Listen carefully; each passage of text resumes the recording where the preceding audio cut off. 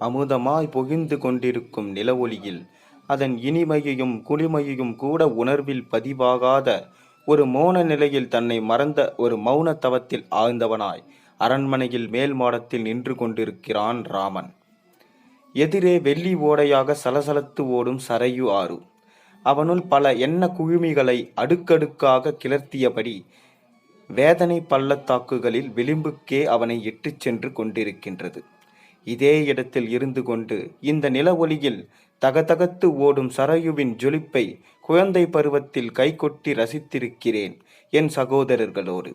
பின்னாளில் இளமையும் வனப்பும் வாய்ந்த சீதையின் தோழமை இந்த காட்சிக்கு வேறு வகையில் மெருகூட்டி இருக்கிறது. இன்று நிலவு, அதில் நனையும் சரையு, காலம் கட்டு குலைக்காத இந்த அரண்மனை மாடங்கள், இவை அனைத்தும் கருங்கழியாமல் இருக்க நான் மட்டும் ஓர் ஏகாங்கியாய் தனிமைப்பட்டு போனவனாய் தனிமை, பிரிவு, இவையெல்லாம் இந்த அவதாரத்தின் சாபக்கேடுகளா? இல்லை, அப்படி ஒரு பெயர் சூட்டி என்னை நானே ஏமாற்றிக் கொண்டிருக்கிறேனா?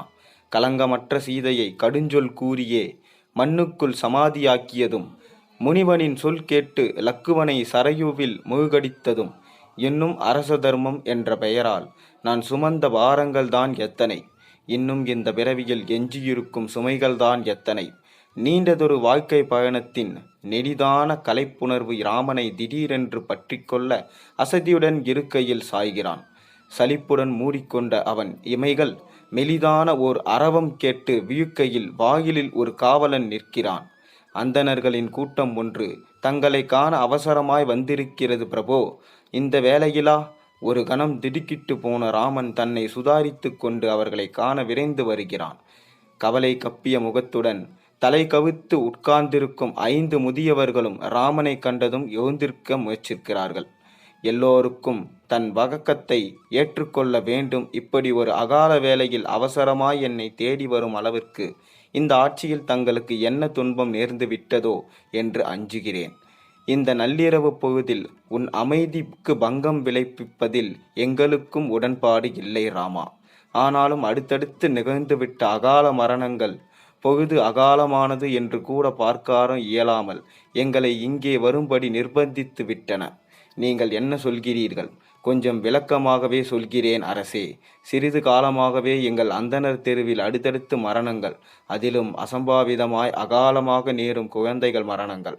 ராமராஜ்யம் நடந்து வரும் இந்த பூமியில் உன் நல்லாட்சி மீது களங்கம் கற்பிக்க விரும்பவில்லை என்பதால் விதிப்பயன் என்று இத்தனை நாளும் பொறுமையோடு தான் இருந்தோம். ஆனால் இன்று கோயில் பூசை செய்யும் குரு ராஜபட்டினரின் வீட்டில் நிகழ்ந்த பிள்ளைச்சாவு எங்கள் எல்லோரையுமே உலுக்கிவிட்டது. ஆமாம் அரசே, பிள்ளை வரம் கேட்டு தவமிருந்து பெற்ற செல்வ மகன், 5 வயது கூட நிரம்பாத அழகு மகன், தலை நோவு என்று படுத்த ஒரு நாயிகையில் நிரந்தரமாய் தலை சாய்ந்து விட்டான் என்றால் பெற்ற மனம் எப்படி துடிக்கும்? இந்த மரணங்கள் இப்படி தொடர சங்கிலியாக கொண்டு போவதை தடுப்பது உன் கடமை என்று அறிவுறுத்தவே நாங்கள் ஓடோடி வந்தோம் அண்ணா. கவலை கோடுகள் உழுதிருக்கும் ராமனின் முகம் பின்னும் கவலை இயக்கிறது. சான்றுகளே, அயோத்தி நகரத்தை தங்கள் அறிவு கூர்மையாலும் ஆலோசனை திறத்தாலும் பொலிவுபடுத்தி வருபவர்கள் நீங்கள். தாங்கள் அறியாதது என்ன இருக்க இயலும்? பிரச்சனையை முன்வைத்த நீங்களே அதனை தீர்ப்பதற்கான வழியையும் முடிவு செய்து என்னிடம் நாளை தெரிவியுங்கள். தாங்கள் கூறும் தீர்வு எதுவாயினும் பணிவோடு ஏற்க நான் சித்தமாயிருக்கிறேன். ராமன் விடும் மூச்சு காற்றும் கூட இந்த மண்ணின் நன்மைக்காகத்தான் என்ற நம்பிக்கை உங்களிடம் இருக்குமானால் இப்போது அமைதியோடு வீடு செல்லுங்கள். நாளை நிச்சயம் நல்லதொரு தீர்வு காண்போம். அமைதி இழந்த ராமனுக்கு மறுநாள் ஆலோசனை கூட்டத்தில் அறிவுரை சொல்லிக் கொண்டிருக்கிறார் வசிஷ்டர். இந்த பிரச்சனையில் நீ இந்த அளவு மனதை அலைக்கழித்து கொள்ள வேண்டாம் ராமா. உலகில் பிறப்பும் இறப்பும் விதி வகுத்து தந்திருக்கும் நிர்ணயங்கள். அந்த அந்தணர்களுக்கு தான் அதை அரச நியதியோடு சேர்த்து குழப்பிக் கொள்கிறார்கள் என்றால் நீயுமா அதை எண்ணி கலங்குவது? என்னால் அந்த விஷயத்தில் அத்துணை எளிதாக அமைதி காண முடியவில்லை வசிஷ்டரே.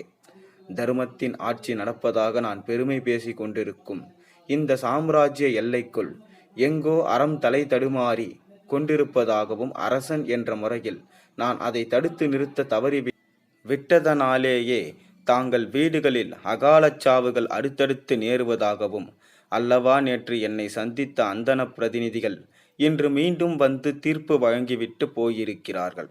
சரி, ஒரு வாதத்திற்காக அதை சரியென்றே வைத்து கொண்டாலும், நாட்டின் ஏதோ ஒரு மூலையில் எவனோ ஒருவன் செய்து கொண்டிருக்கும் ஒரு செயலுக்கு நீ எனக்கென்னவோ அந்தணர்களின் குற்றம் சாட்டும் அவர்கள் எதிர்பார்ப்பும் மிகவும் அதீதமானவை என்றே தோன்றுகிறது.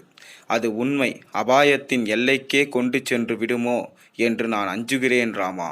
என் மீது கொண்ட பாசம் தங்களையும் கூட கோழையாக்கி விட்டது குருதேவா. அறம் என்ற வேள்வியில் ஆகுதியாவதற்கென்றே பிறந்தவன் இந்த ராமன். அந்த யாகத்துக்கு காணிக்கை செலுத்த நான் மறுத்திருந்தால், அன்று என் தந்தை தொடங்கி இன்று என் மனைவி, தம்பி, லக்குவன் வரை என் உறவுகள் எல்லாவற்றையும் நான் காப்பாற்றி கொண்டிருக்க முடியும். இப்போது எல்லாமே என்னை விட்டு போன நிலையில் அறம் என்ற ஒரு பற்றுக்கோடை தவிர எனக்கு வேறு என்னதான் மிச்சமிருக்கிறது? அந்த நெருப்பில் இப்போது நானே களபலியாகியிருக்கிறேன். இந்த பணிக்காக வேறு எவரையும் அனுப்பப் போவதில்லை.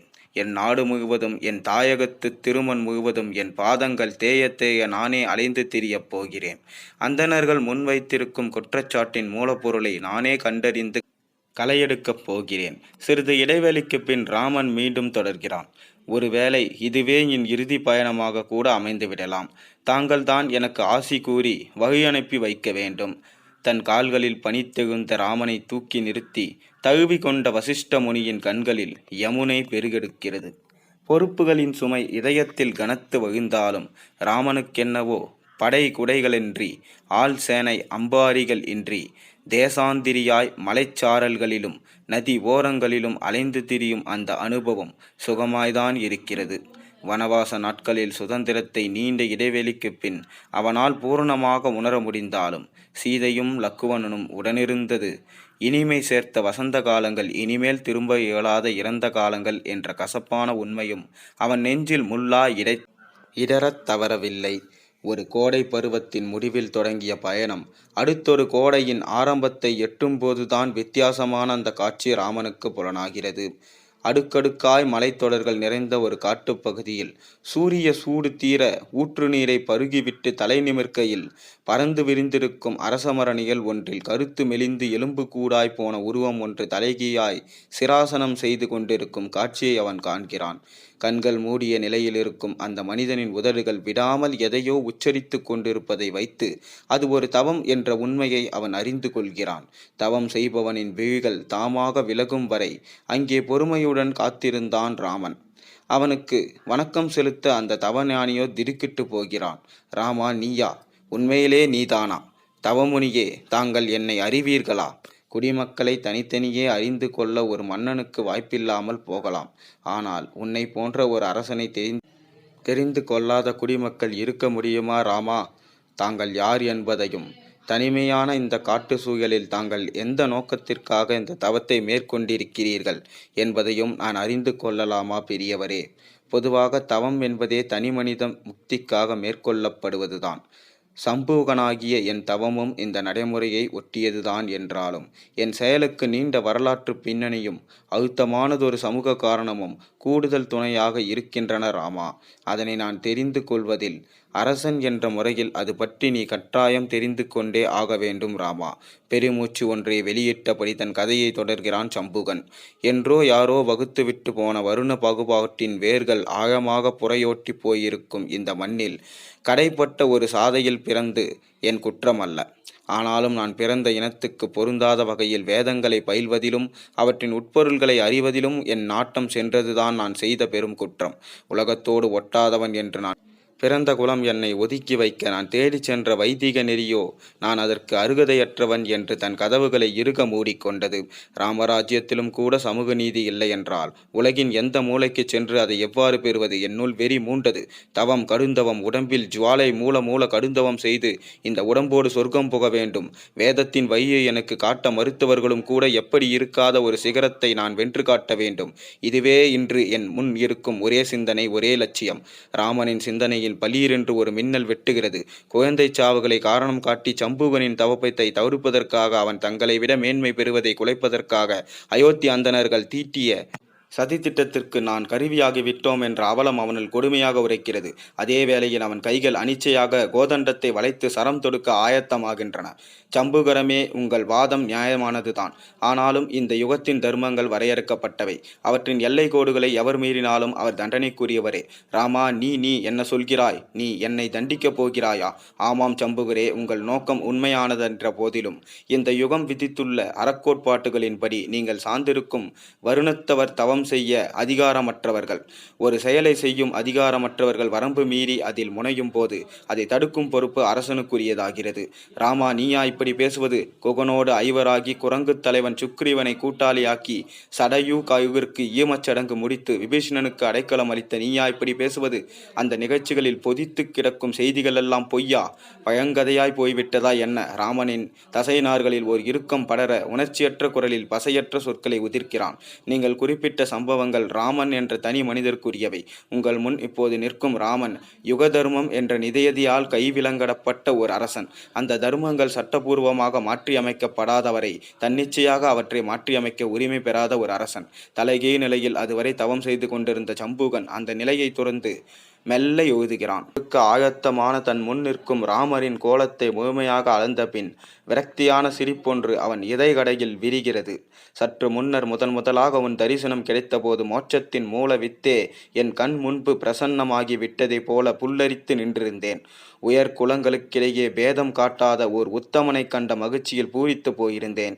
இப்போதே ஒரு சந்தர்ப்பவாதியின் கைகளில் என் சாவு நிகழப் போகிறதே என்று சஞ்சலப்படுகிறேன். அரச பொறுப்பில் ராமனும் கூட ஒரு சந்தர்ப்பவாதியாக மாற முடியும் என்றால் இந்த வாழ்க்கையில் தான் என்ன அர்த்தம் இருக்கிறது? என்னை கொன்று விட்டு என் வாழ்வை முடித்துவிடு ராமா. வாழ்க்கைக்கு ஒரு முற்றுப்புள்ளி வைத்து விட்டு வந்து சாதுவாய் திரும்பி வந்து தன் தலைவனின் அம்பார துணியில் பதுங்கிக் கொள்கிறது. நீ ஒரு சந்தர்ப்பவாதி. மலை முகுடுகளில் பள்ளத்தாக்குகளின் பாதாள ஆழங்களில் முட்டி மோதி எதிரொலிக்கும் இந்த குரல் சம்புகனுடையதா? அன்று சைலமலை அடிவாரத்தில் ஒலித்து இன்று சரையு நதி தீரும் வரை விரட்டி கொண்டு வந்திருக்கும் தன் மனசாட்சியின் குரலாகவே ராமனுக்கு அது ஒலிக்கிறது. சம்புகன் சொல்வதில் தவறென்ன? குகனிடம் தேனும் மீனும் பெற்று தோயனென்று தகுவினேன். அவன் கங்கையை கடக்க ஓடம் தந்தேன். சபரியிடம் எச்சில் கனி உண்டேன். சுக்ரீவனிடம் செல்ல அவன் வழி சொன்னான். சுக்ரீவனை அரசனாக்கினேன். அவனே இலங்கை சேனையை எதிர்கொள்ள ஒரு பட்டாளத்தையே துணையாய் தந்தால் வெளியே இருந்து மதிப்பிடும்போது இவைகளெல்லாம் சந்தர்ப்பவாதமே அன்றி வேறென்ன? உண்மையிலே ஆன்ம ஒற்றுமை கொண்ட அழுத்தமான பிடிப்போடு நான் வழங்கியிருக்கும் சமநீதிகள் என்றால் நான் அரசனான பிறகு அதனை சட்டமாக்க புதிய தர்மமாக தவறியது ஏன்? இரட்டை வேடம் போடுவதைப் போல என் ஒவ்வொரு செயலையும் மனித அறமென்றும் அரச தர்மம் என்று பிரித்து பேசி முகமூடிகளை மாற்றி மாற்றி அணிந்து கொண்டு வந்தேன். இன்று என் முகத்திரை இந்த சம்பூகனால் முற்றாக குவிந்தது.